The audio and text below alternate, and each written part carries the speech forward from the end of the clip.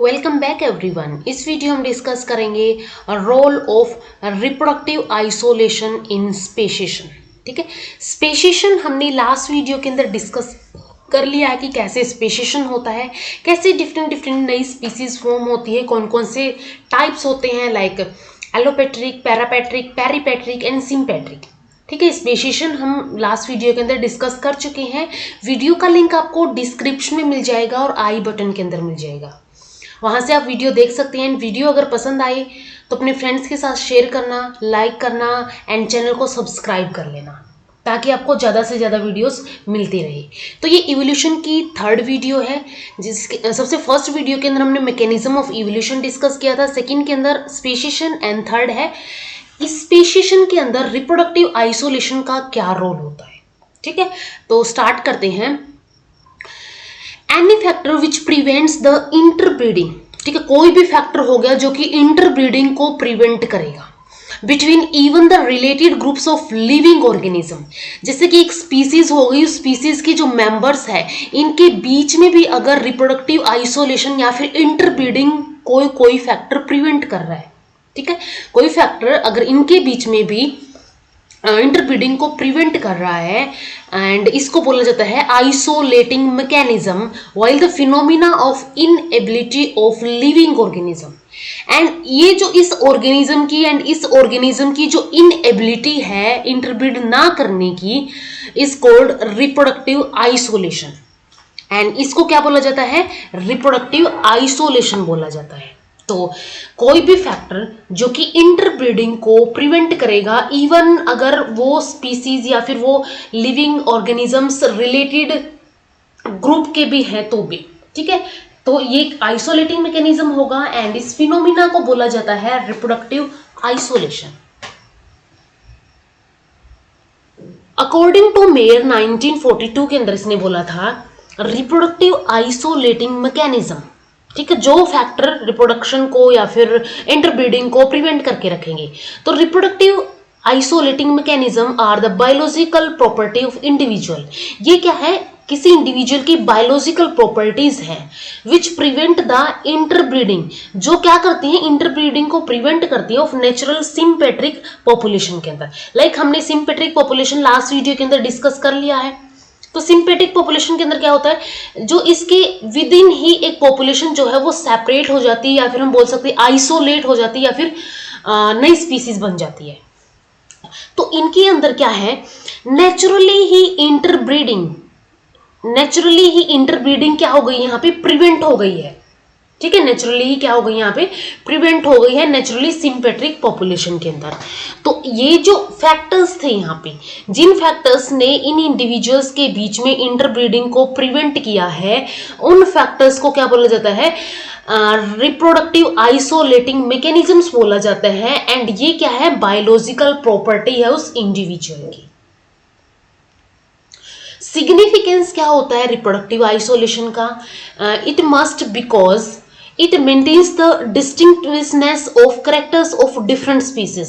अगर species अलग अलग species हैं एंड वो आपस में इंटरब्रीड करती है तो इनके अंदर क्या हो जाएगा? इनके जीन पूल के अंदर, इनके जीनोम के अंदर मिक्सिंग स्टार्ट हो जाएगी। तो रिप्रोडक्टिव आइसोलेशन क्या करता है? एक मेंटेन करता है डिस्टिंक्टिवनेस, यानी कि उनके बीच में डिफरेंशिएशन मेंटेन करके रखता है उनके करेक्टर्स के बीच में कि ये अलग अलग स्पीसीज है।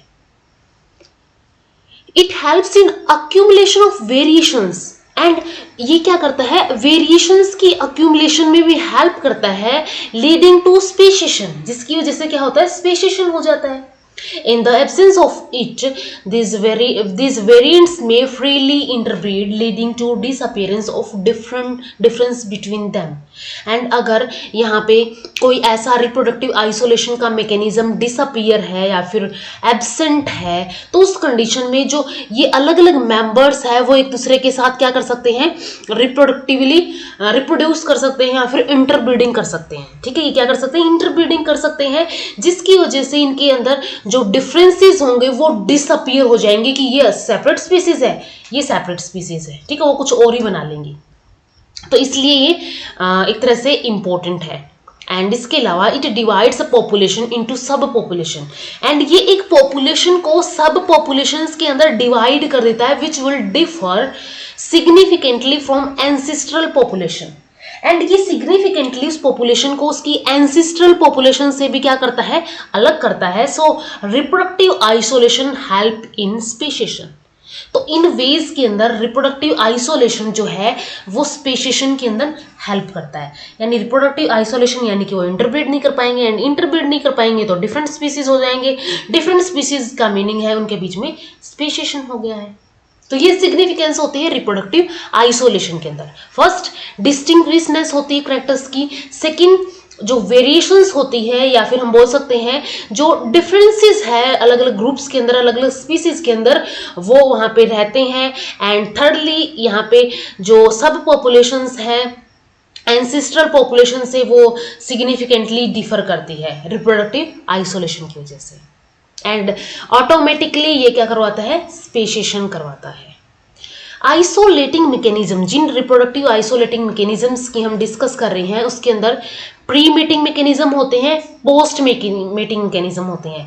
प्री मेटिंग का मीनिंग है मेटिंग, एक होगा मेटिंग, इस मेटिंग करने से बिफोर जो मैकेनिज्म इनको प्रिवेंट करेंगे कि ये मेट ना कर पाए.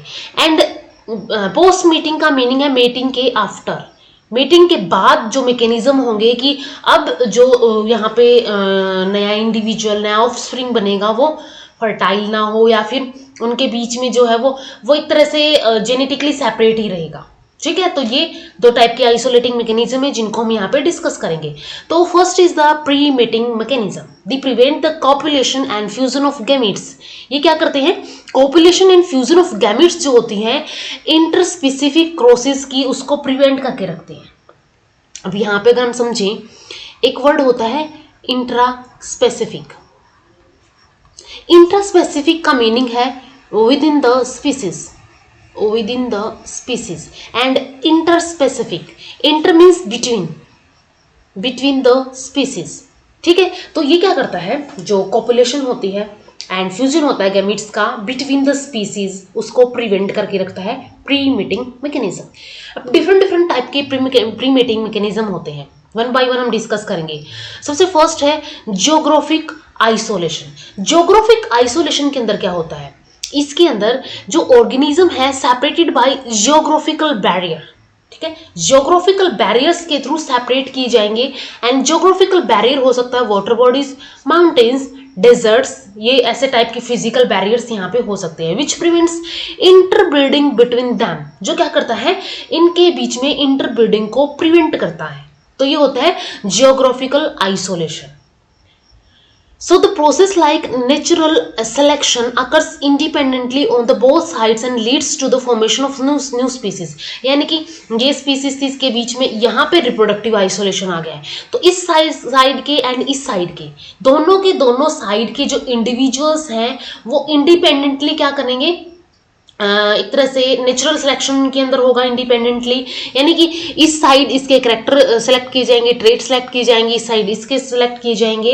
एंड ये क्या करेंगे, न्यू स्पीसीज की फॉर्मेशन करेंगे या फिर सब स्पीसीज की फॉर्मेशन करेंगे. जैसे कि Darwin finches on the Galapagos island, इनके बीच में भी क्या हुआ था, ओशंस आ गया था जिसकी वजह से एक जियोग्राफिकल बैरियर का काम किया. देन इनके बीच में इनके इंटरब्रीडिंग प्रिवेंट हो गई जिसकी वजह से ये इनके बीच में स्पेशिएशन हो गया. इसके बाद नेक्स्ट है स्पेशियल आइसोलेशन. इसके अंदर क्या होता है, in this individual isolated by long distances. ठीक है, ये क्या किया जाता है, लॉन्ग डिस्टेंसेस की वजह से unable to breed due to their inability to cover long distances. ठीक है, अब क्या होता है, इनके अंदर क्या होगी, इनएबिलिटी होगी कि ये लॉन्ग डिस्टेंसेस को कवर नहीं कर पाते हैं जिसकी वजह से इनके अंदर स्पेशियल आइसोलेशन हो जाता है. तो ये भी एक टाइप का प्री मेटिंग मैकेनिज्म होता है.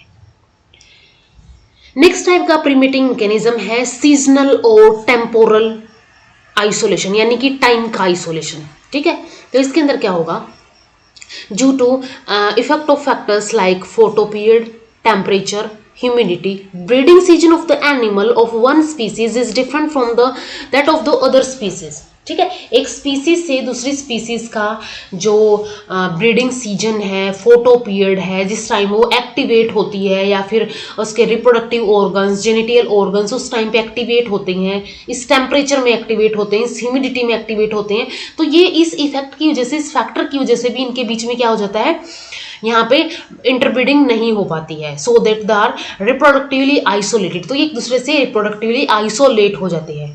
फॉर एग्जाम्पल अमेरिकन टोड, जिसको बफो अमेरिकन बोलते हैं, breeds in early part of the rainy season, rainy season का जो अर्ली पार्ट होगा उसके अंदर ये ब्रीड करता है। वाइल द फाउलर्स टोड, जिसको बफो फोलेवरी बोला जाता है, breed in the later part of the rainy season, so are reproductively isolated. ठीक है, ये क्या है, रिप्रोडक्टिवली आइसोलेटेड है, यानी कि इसके अकॉर्डिंग क्या होगा, इनके अंदर इनके जो रिप्रोडक्टिव पार्ट्स हैं या फिर इनका बिहेवियर है रिप्रोडक्शन का, वो उसी टाइम पे, इस अर्ली पार्ट के अंदर और इस लेटर पार्ट के अंदर ही, रेनी सीजन के अंदर एक्टिवेट होगा, या फिर हम बोल सकते हैं कि वो मिच्योर होगा, तो उसी टाइम पे ये ब्रीड कर पाते हैं, उसके अलावा ये ब्रीड नहीं कर पाएंगे।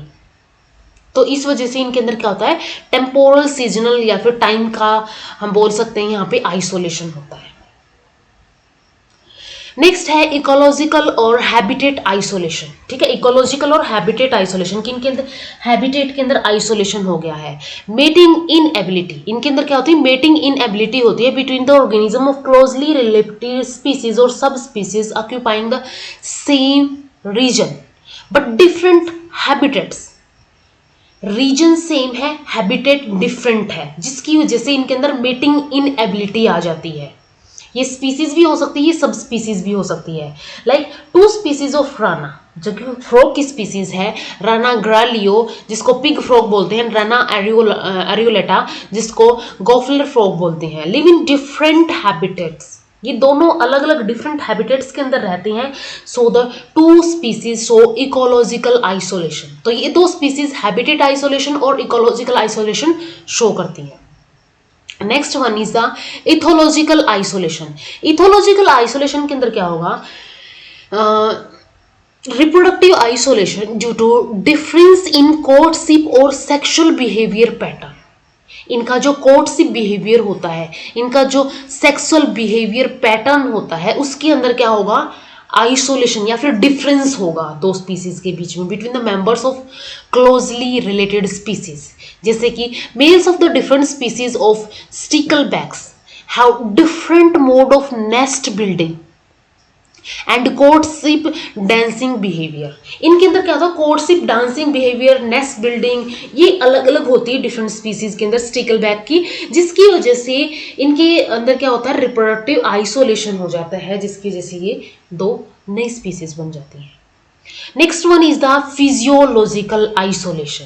फिजियोलॉजिकल आइसोलेशन के अंदर क्या होगा, इनके अंदर फंक्शनल इनकम्पेटिबिलिटी होगी मेटिंग के अंदर। ठीक है, फंक्शनली ये इनकम्पेटिबल होंगे। Next one is the mechanical isolation. Mechanically isolate किए जाएंगे। इनके अंदर क्या होगा, due to differences in morphological structures. इनके जो मॉर्फोलॉजिकल स्ट्रक्चर्स होंगे, मॉर्फोलॉजिकल स्ट्रक्चर्स क्या होते हैं, लाइक जो हमें बाहर से नजर आते हैं, उनकी मॉर्फोलॉजी होती है, उनकी फॉर्म होती है, तो ये मॉर्फोलॉजिकल स्ट्रक्चर्स जो हैं उनके अंदर डिफरेंस होगा। जैसे कि एक्सटर्नल जेनिटिलिया के अंदर ड्रोसोफिला एंड ग्लोसिना, यानी कि जो सीसी फ्लाई होती है उसके अंदर, इनके अंदर क्या होता है, इनके अंदर मॉर्फोलॉजिकल स्ट्रक्चर्स के अंदर डिफरेंसेस होते हैं, जिसकी वजह से ये रिप्रोडक्टिवली आइसोलेट हो जाते हैं। तो एक मैकेनिकल आइसोलेशन का एग्जाम्पल है। Next is the genetical isolation. Genetic isolation के अंदर क्या होगा, mating inability between the members of related species due to interspecific sterility.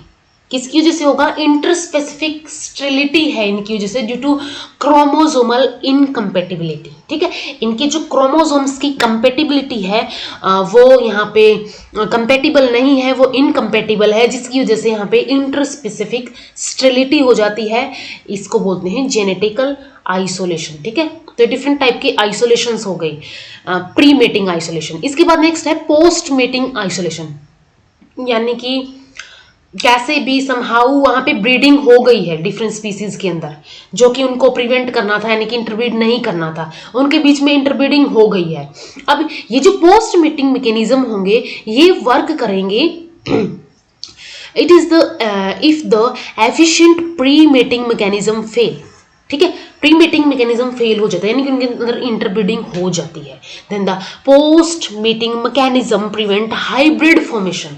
तो जो हाइब्रिड बनेगा, यानी कि जो जाइगोट यहाँ पे बनेगा, ठीक है, जाइगोट क्या होगा, यहाँ पे हाइब्रिड होगा। हाइब्रिड क्यों होगा, क्योंकि यहाँ पे स्पीसीज हम बोल सकते हैं 1 and species 2, species 1 and species 2 ने इंटरब्रीडिंग कर ली है। ठीक है, इंटरब्रीडिंग कर ली है, उनके प्री मेटिंग मैकेनिज्म फेल हो गए हैं। अब पोस्ट मेटिंग मैकेनिज्म प्रिवेंट करेगा कि ये जो हाइब्रिड बना है यहाँ पे उसको प्रिवेंट करे। तो इसके अंदर 5 टाइप के मैकेनिज्म्स होते हैं। सबसे फर्स्ट है यहाँ पे गैमेटिक मोर्टिलिटी। ठीक है, गैमेटिक मोर्टिलिटी यानी कि गैमीट्स की mortality, death. In case of external fertilization, the sperms may fail to fertilize the eggs due to unfavorable climatic condition. Climatic conditions unfavourable हो गई है, जिसकी वजह से उनके अंदर गेमेटिक मोर्टिलिटी हो जाएगी, या फिर हम बोल सकते हैं वो फर्टिलाइज नहीं कर पाएंगे। ठीक है, फेल टू फर्टिलाइज हो जाएंगे। तो इस वजह से भी यहाँ पे क्या हो सकती है, पोस्ट मेटिंग मैकेनिज्म वर्क करेगा। In case of internal fertilisation, ये एक्सटर्नल फर्टिलाइजेशन के केस में था। इंटरनल फर्टिलाइजेशन के केस में the sperms of different species may be immobilised और killed in female genital tract.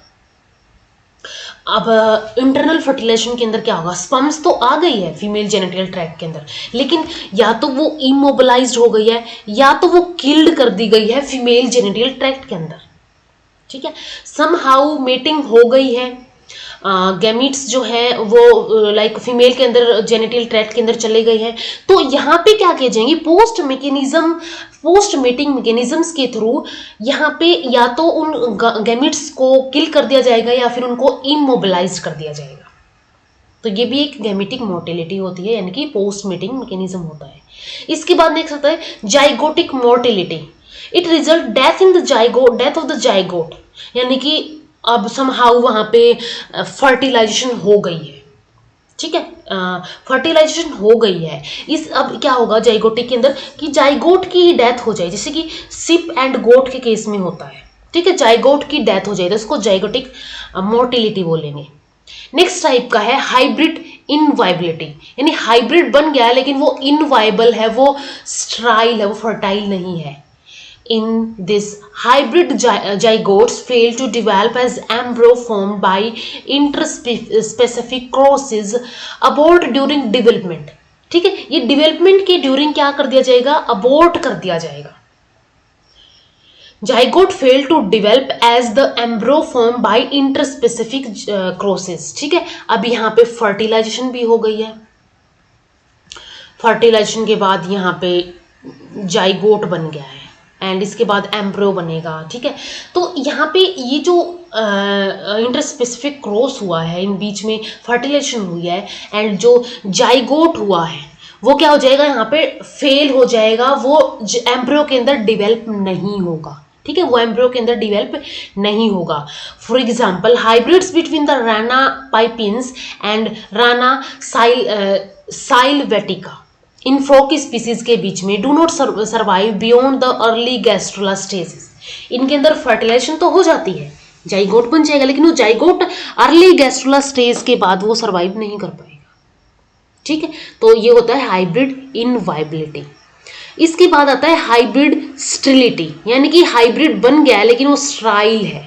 यहाँ पे था हाइब्रिड बन गया है लेकिन यानी कि वो डेवलपमेंट स्टेजेस के अंदर ही अबॉर्ट हो गया है। ठीक है, ड्यूरिंग डेवलपमेंट ही अबॉर्ट हो गया है। एंड हाइब्रिड स्टेरिलिटी के अंदर क्या होगा, हाइब्रिड बन गया है।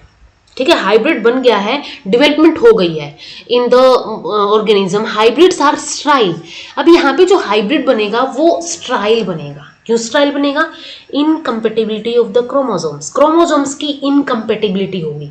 स्पीसीज अलग है, क्रोमोसोम्स अलग है, क्रोमोसोम्स का नंबर अलग है, तो उनके अंदर क्या हो जाएगी, इनकम्पेटिबिलिटी हो जाएगी क्रोमोसोम्स की।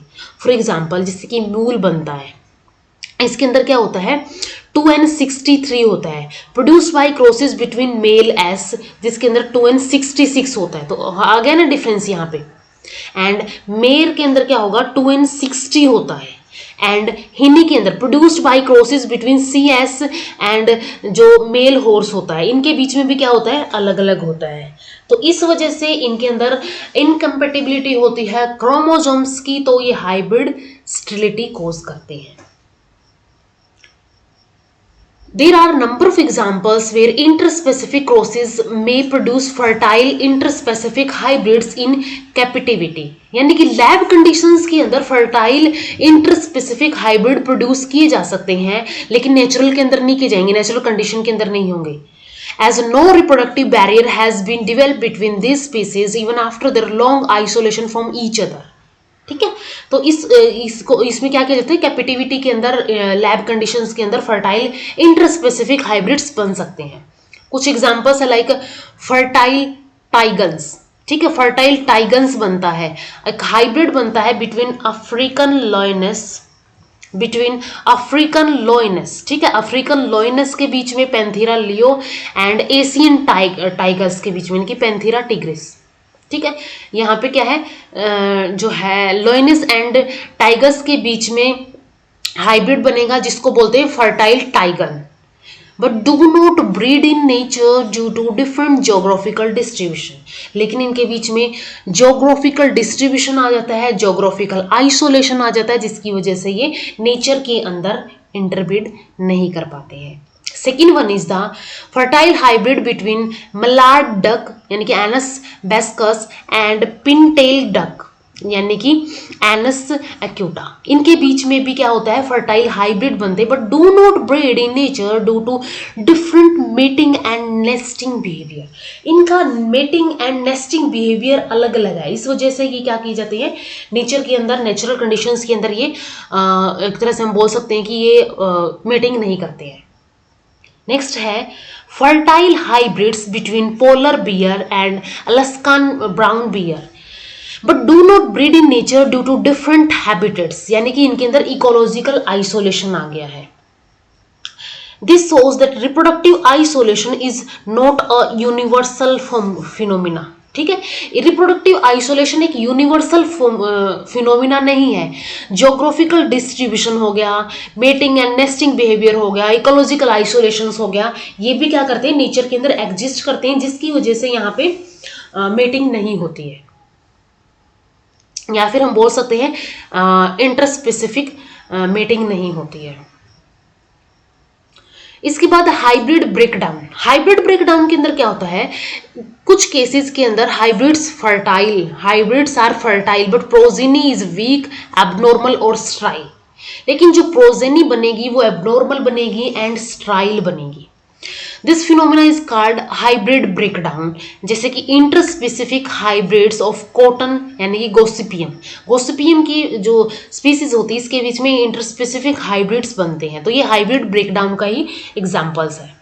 At the genetic level, the offsprings of interspecific hybrids are usually sterile due to incompatibility between the chromosomes of two different species and their failure to pair in meiosis. अब genetic level पे अगर हम बात करें, जो offspring है interspecific hybrids के usually स्ट्राइल होते हैं। क्यों होते हैं? यानी कि वो वायबल ऑफस्प्रिंग्स प्रोड्यूस नहीं कर पाते हैं। स्ट्राइल क्यों होते हैं? Due to incompatibility between chromosomes, यानी कि हम बोल सकते हैं कि इनके अंदर क्रोमोसोमल इनकम्पेटिबिलिटी प्रेजेंट होती है।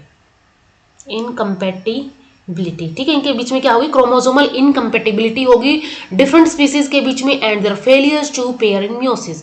एंड मियोसिस के ड्यूरिंग ये जो पेयर करना होता है उसके अंदर ये फेल कर जाते हैं। तो ये होता है जेनेटिक लेवल के अंदर। कुछ एक्सेप्शंस हैं रिप्रोडक्टिव आइसोलेशन के, ठीक है, एक्सेप्शंस है रिप्रोडक्टिव आइसोलेशन के अंदर, ये इंपॉर्टेंट है।